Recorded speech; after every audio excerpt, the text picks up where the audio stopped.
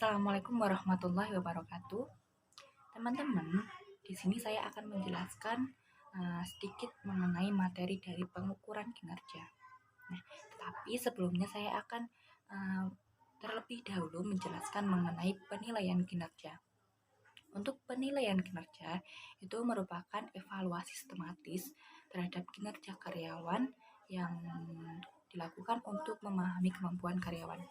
Nah, sehingga nantinya perusahaan dapat lebih mudah untuk mengembangkan karir dari karyawan yang bersangkutan tersebut.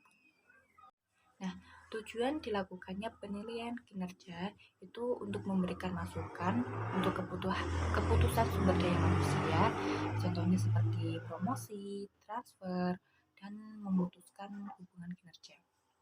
Berikutnya itu untuk memberikan umpan balik kepada karyawan mengenai bagaimana sih pandangan organisasi akan kinerja dari mereka.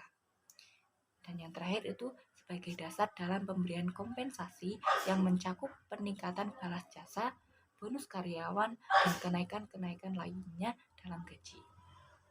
Jadi intinya tujuan dari penilaian kinerja itu agar mempermudah perusahaan dalam membangun kinerja dari karyawan-karyawan yang ada di perusahaan tersebut. Seperti itu.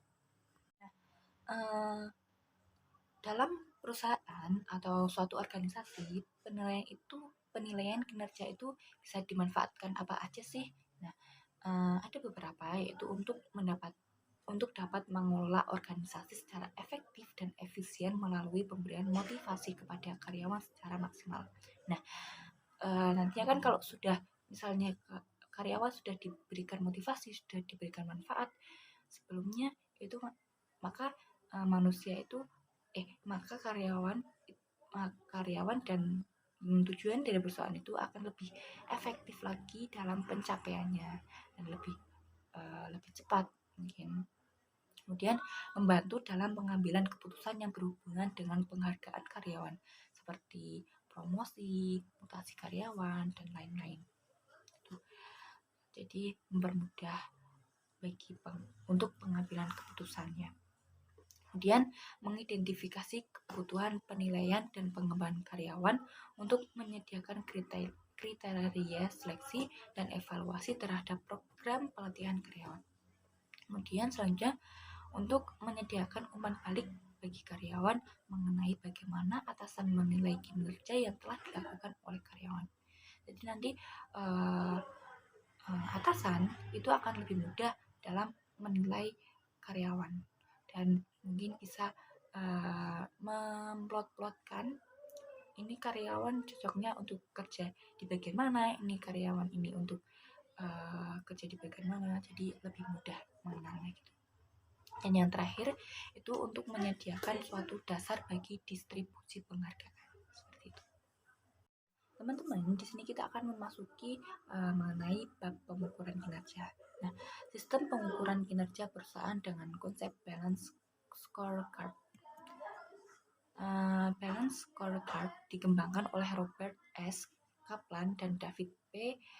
Norton yang terdiri dari sekumpulan ukuran keuangan dan non-keuangan yang mencakup 4 indikator sukses yang kritis, yaitu 4 indikator tersebut yaitu perspektif keuangan, perspektif pelanggan, perspektif proses bisnis internal, dan yang terakhir perspektif pembelanjaan dan pertumbuhan. Selanjutnya kita bahas mengenai implementasi sistem pengukuran kinerja. Implementasi dari suatu pengukuran kinerja itu melibatkan 4 langkah umum. Nah, diantaranya itu mendefinisikan strategi untuk agar perusahaan itu berjalan dengan lancar. Itu perusahaan memerlukan strategi untuk pencapaian tujuannya. Dan kemudian yang kedua itu mendefinisikan ukuran-ukuran dari strategi. Yang ketiga itu mengintegrasikan ukuran-ukuran ke dalam sistem manajemen. Dan yang terakhir itu meninjau ukuran dan hasil secara berskala. Jadi revisi gitu ya. Nah, teman-teman, dalam perusahaan itu tidak selamanya kita sudah membuat strategi. Dalam pembuatan strategi itu tidak selamanya kita itu mulus sesuai yang kita harapkan, itu tidak. Jadi pasti ada kesulitan-kesulitan dan kejanggalan yang pasti didapat oleh sebuah perusahaan. Nah, kesulitan dalam mengimplementasikan sistem pengukuran kinerja itu juga ada.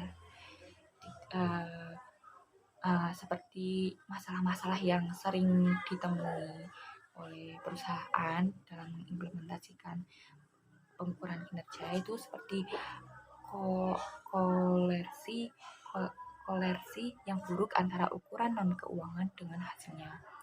Soalnya karena banyaknya masukan, di situ terjadi mungkin kesalahan, sedikit kesalahan itu akan memicu banyak kesalahan gitu.